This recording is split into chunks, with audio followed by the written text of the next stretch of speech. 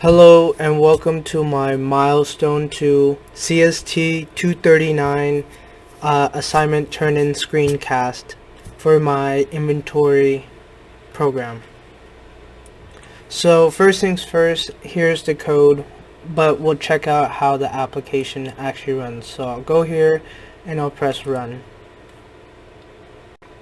Now that the program has compiled and executed, here is the console output that results from running it.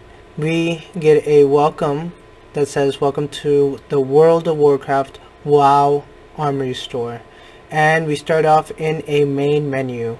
So our options are pretty much view store inventory, manage store inventory, and view shopping cart, and lastly exit.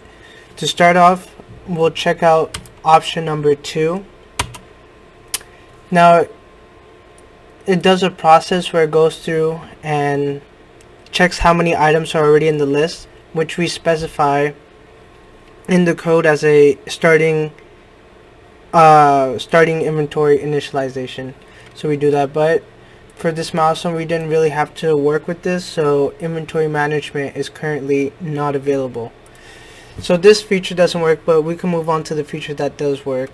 But before that, I just want to go to my shopping cart just to show you that yes, our shopping cart is empty to begin with. So now we'll check out the actual inventory we have when we go into option number 1. So it shows us the 6 items I made prior to,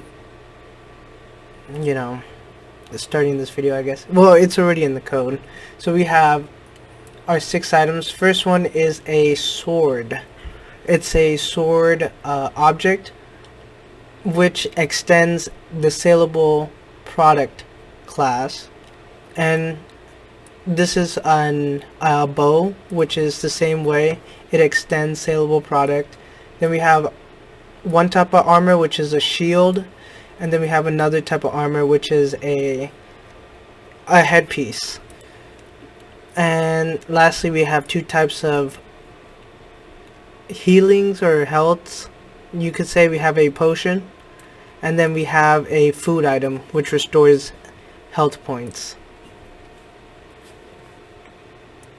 So those are the 2 weapons, 2 armors, and 2 health classes we derived from one main superclass called saleable product. At this point, I'm going to jump into the code real quickly, switch over here to show you exactly what I mean by these are derived class objects. So as we can see, we have saleable products, which is our main superclass. It has it has properties, constructors, setter methods, and getter methods, and a toString. And all these are extended towards our shield, which is a type of weapon, to our sword, which is another type of weapon, bow, which is the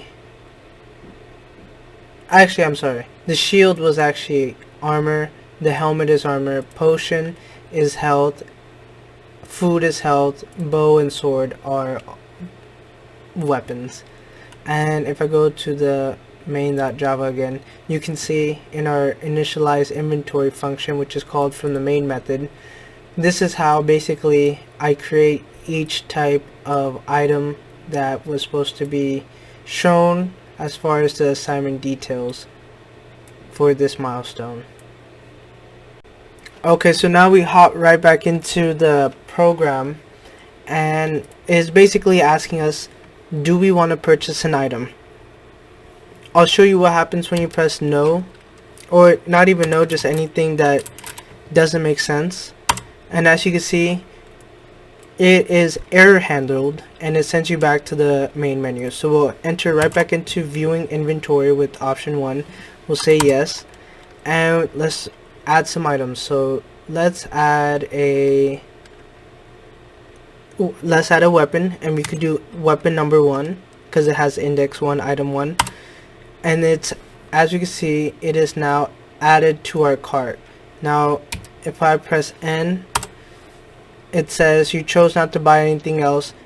Proceed to the shopping cart if you wish to purchase your, let me turn on word wrap, to purchase your items. So as you can see, it is during that process, it already knows if there's an item in the shopping cart or not. So that's why this message changed.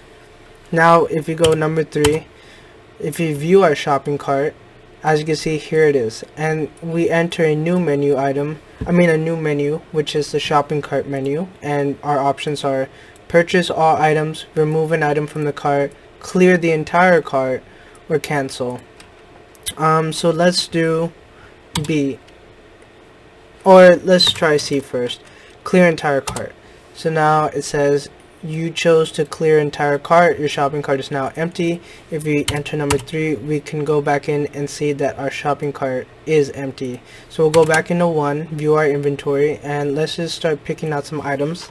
So if I press yes, let's get item number 2 this time, and let's get another item. We'll pick an armor as well, so we'll pick a shield.